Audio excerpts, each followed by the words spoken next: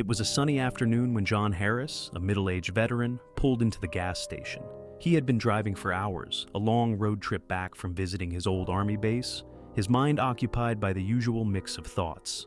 A life he once knew, and a country he was still trying to reconnect with. John didn't look like much to the world. His military jacket had faded with time, his posture a little slumped from years of carrying the weight of his memories. He was a man of few words, preferring the quiet hum of his engine over idle chatter, content in his own solitude. But the moment he stepped out of his truck, he was noticed. A group of 4 teenagers were hanging out near the pumps, laughing and joking with each other, their conversation full of the usual teenage bravado. They were dressed in the latest fashion, each of them wearing expressions of casual confidence. They glanced over as John walked toward the pump, but at first, it seemed innocent enough, just the quick glance of young eyes on an older man. But then, one of the boys, Jake, the loudest and most obnoxious of the group, whistled. "Hey, look at this guy," he called out with a smirk, loud enough for John to hear. "Didn't know the army still let you old dudes out in public." The other teens snickered, and John didn't flinch. He had heard it all before. The jokes, the mockery. What did it matter to him anymore? He just focused on getting the fuel into his truck. But the taunting didn't stop there. Jake took a step closer, not even attempting to mask his amusement as he eyed John's faded military jacket. "What's that, Grandpa? Still holding on to the glory days?" Jake's voice was thick with mockery. "Bet you haven't seen action in years. Must be real tough to walk around pretending like you're still important." John clenched his jaw, refusing to engage. The words stung, but he had learned to carry that weight. He had learned that some people simply didn't know better, that some didn't understand what it was to serve, to sacrifice. His fingers tightened around the gas nozzle as he finished filling the tank, his face impassive. But then, one of the girls in the group, Mandy, stepped forward. Her eyes darted from John's worn jacket to his quiet demeanor. There was something about the sight of him that made her uneasy. Maybe the rawness in his eyes, or the way he stood still and silent amidst the laughter. She wasn't entirely on board with her friend's bullying, but she didn't speak up either. The peer pressure was too much. "Hey, old man," she called out, leaning against the gas pump with a smirk. "You ever actually do anything in the army, or did you just stand around looking tough?" She laughed, but it was more of a nervous laugh than genuine amusement. The others joined in, egging each other on. John's hand trembled slightly as he replaced the nozzle, his anger rising, but he said nothing. The comments continued to escalate, with each of them throwing in their own insults. They laughed about how he was probably too old to be driving, how he must be a war hero who'd been forgotten by society. The words didn't matter. It was the relentless tone of their cruelty that cut through the still air. It felt like they were trying to make him feel small, to push him into a corner he had long since abandoned. Finally, John turned toward them. His face was calm, but his eyes, though tired, locked onto Jake's. For a brief moment, everything seemed to freeze. The teens were so caught up in their game of bullying that they didn't notice the tension in the air. They just thought they were having fun, making a joke out of someone who wouldn't fight back. "I fought for your right to talk like that," John said quietly, his voice low but firm. The words hung in the air, but the teens didn't fully comprehend the weight of them. They just laughed harder, egging each other on. They thought he was just another old man getting riled up over nothing. They didn't think they'd crossed any line. John finished his transaction, his movements deliberate, measured. But there was something in his chest now, something unfamiliar. Maybe it was the exhaustion from the long drive, or the toll of years spent in silence, carrying memories he had never asked to hold. But whatever it was, it made his decision clear. He wasn't going to let it go. Not this time. Without another word, he grabbed his receipt and climbed back into his truck, slamming the door shut with a force that shook the car.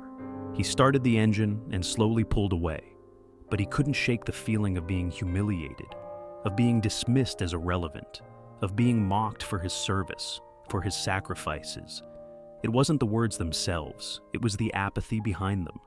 They didn't even see him. Not as a person, not as a veteran who had given so much. He was just an old man, an object of ridicule. But what the teens didn't know, what they couldn't see, was that karma had a way of showing up when it was least expected. And they were about to learn that lesson the hard way. The road stretched before John, endless and undisturbed, as he drove away from the gas station, the laughter of the teens still echoing in his mind. The tension in his chest slowly began to ease as the miles passed, but something still gnawed at him.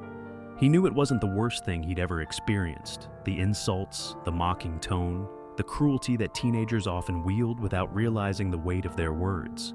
But it stung in a way he hadn't expected, reminding him of the battles he had fought, the people he had lost, and the respect he had thought he earned after years of service. As the truck hummed down the highway, he tried to push the feeling aside, focusing on the road ahead. He was used to being alone, to the silence that came with years of internal struggle. But today, the silence felt different. It wasn't peaceful. It felt hollow. Hours later, as the sun began to dip below the horizon, John's truck sputtered once, then twice. He cursed under his breath, pulling over to the side of the highway. Out of the corner of his eye, he spotted a small gas station just a few hundred yards away. He wasn't far from his destination, but it seemed like a good place to stop, stretch his legs, and make sure the truck was running smoothly before continuing. John walked across the lot, the gravel crunching under his boots, and went inside. The smell of coffee and old wood filled the small store as he approached the counter. The woman behind it, an older lady with glasses perched on the end of her nose, smiled at him as she greeted him. "Good evening, sir. Can I help you with something?" He shook his head, still lost in his thoughts. "Just a little break. Need to check the truck." He took a long, slow breath. "Can I grab a cup of coffee?" "Of course," she said, pouring him a fresh cup and setting it on the counter. John thanked her, gave her a few dollars, and stepped outside again. As he walked back toward his truck, he noticed a familiar sound in the distance, an engine revving loudly, followed by the unmistakable screech of tires. His heart sank. The group of teens from earlier, laughing and shouting, pulled into the parking lot in their flashy car. They didn't seem to notice him at first, too busy with their own conversation. But then Jake, the loudest of them all, caught sight of John and slowed his roll, his eyes locking onto the veteran. The moment he saw him, the smirk came back to his face. "Hey, look who it is!" Jake called out, loud enough for everyone to hear. The old man who couldn't take a joke earlier. John didn't flinch. He didn't even acknowledge the boy. Instead, he continued walking toward his truck, his back straight and his shoulders square. But the teens weren't done. They had decided, in that moment, to go beyond words. Mandy, one of the girls from the group, snickered. "What, no response?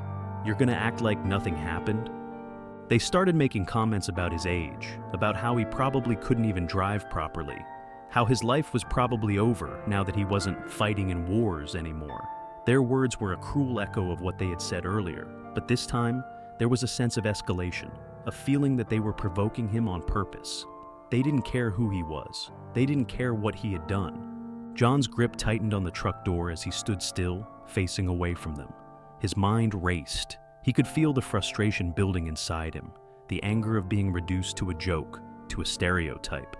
But he still said nothing. He wouldn't give them that satisfaction. He had learned over the years that words like theirs didn't deserve a response. But the more they goaded him, the harder it became to keep the anger in check. Just then, as if the universe had decided to intervene, their car sputtered, jerking forward before it stalled completely. The sound of the engine dying echoed in the quiet evening air.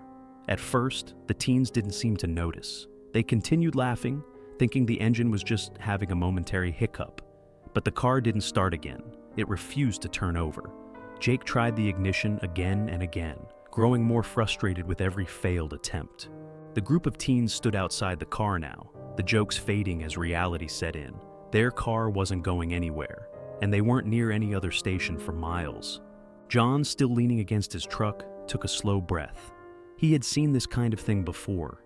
Young people with all the confidence in the world, thinking they were untouchable, only to be humbled by something simple and uncontrollable. He hesitated, then walked slowly toward them. He wasn't going to gloat, not yet. He wasn't looking for revenge, but there was something poetic about the situation. The universe had a funny way of teaching lessons when they were needed. Jake slammed his hands on the hood of the car, swearing under his breath. His friends stood awkwardly by, unsure of what to do, their energy shifting from cocky defiance to the realization that they were stuck. There was no one around to help. John stepped up to them, his voice calm but firm. "You might want to check your fuel. That might be your problem."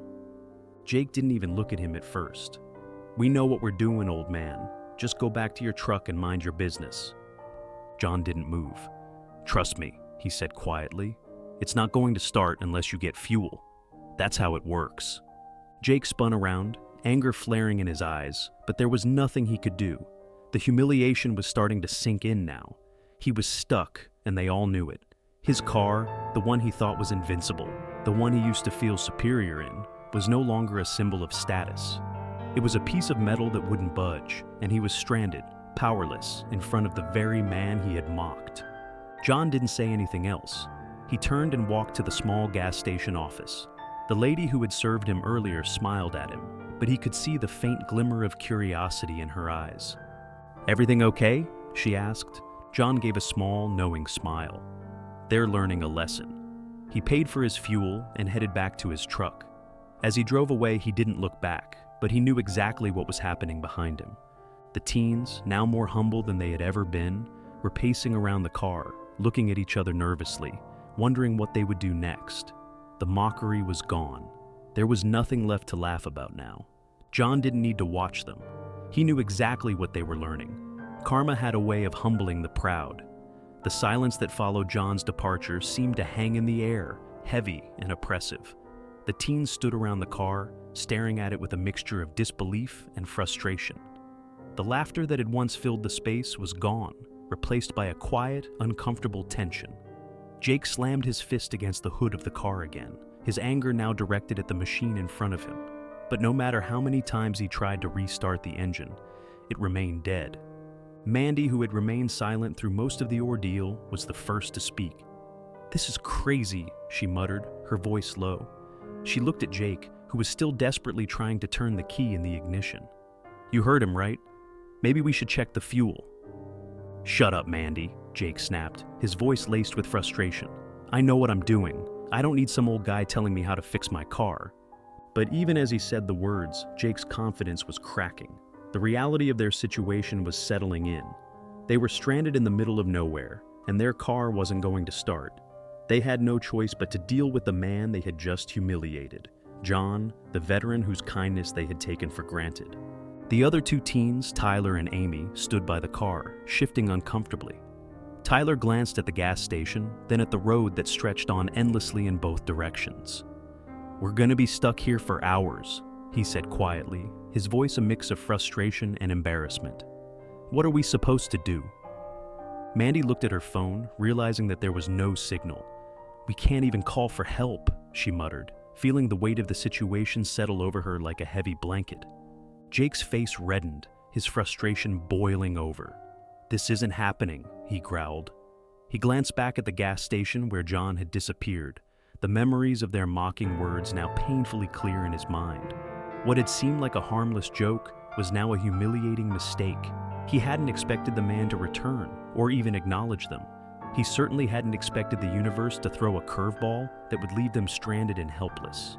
A long moment passed before Jake finally spoke, his voice quieter now, tinged with a reluctant honesty.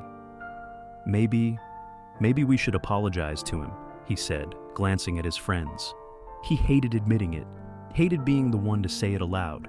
But the weight of the situation was too heavy to ignore. They had disrespected John, and now they were paying for it. The others exchanged looks, some reluctant, others simply weary. But in that moment, there was no escaping the truth. They had crossed a line, and now it was time to face the consequences. Mandy was the first to nod, her expression softening. "Yeah, we should. We owe him that." Jake's shoulders slumped in resignation. "I'll go." The walk back to the small office at the gas station felt like an eternity. Jake's thoughts were a storm of embarrassment, guilt, and frustration. He had been so confident before, so sure of himself and his friends. Now, he was the one walking back to the man they had mocked, knowing that what he had done was wrong.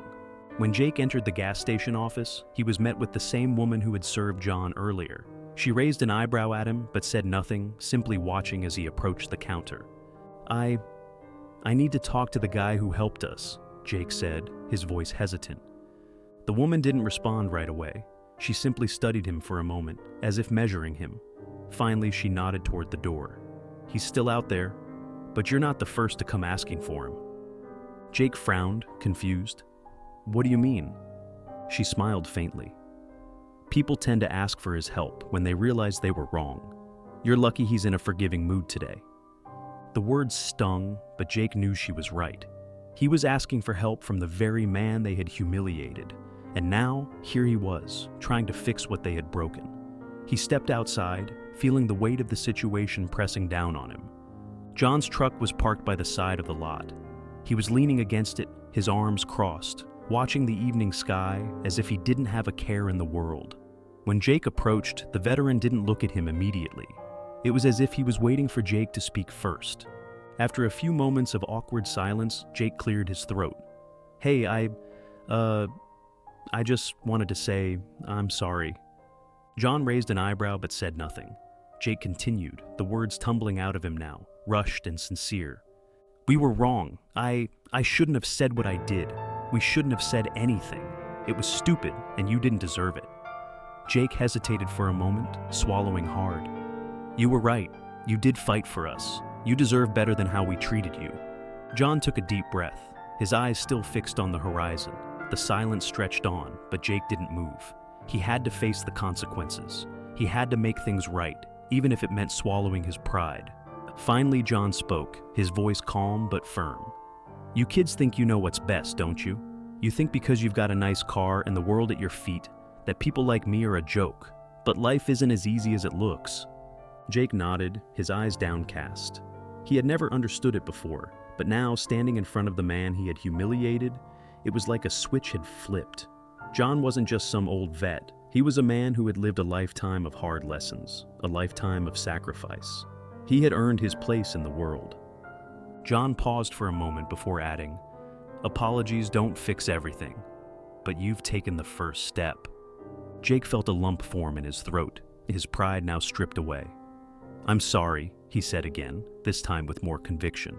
"I really am." There was a long pause before John finally nodded. "All right, kid, you'll figure it out. Just don't make the same mistake again." Jake turned back toward the car, his shoulders lighter than they had been when he'd walked up to John. He knew the journey of redemption wasn't going to be quick or easy, but at least he had taken the first step. At least he had recognized the wrong he had done. The drive back to the gas station was slow and uneventful. As they approached, the car started with no problem. It was like nothing had happened, but the lesson they had learned wasn't something that would be forgotten in a few minutes. They had made a fool of themselves, but John had shown them something far more valuable than a quick fix. And as Jake glanced out the window, he couldn't help but think that maybe, just maybe, karma had hit back with perfect timing. The next few days felt like an odd kind of turning point for Jake and his friends. There was a lingering quietness between them, an unspoken acknowledgement of what had happened, and the truth they had learned. Their once carefree interactions now carried a weight they hadn't felt before, and that weight wasn't necessarily a bad thing. In fact, Jake found himself thinking back on their encounter with John at the gas station more and more often, the veteran's words replaying in his mind like a steady drumbeat.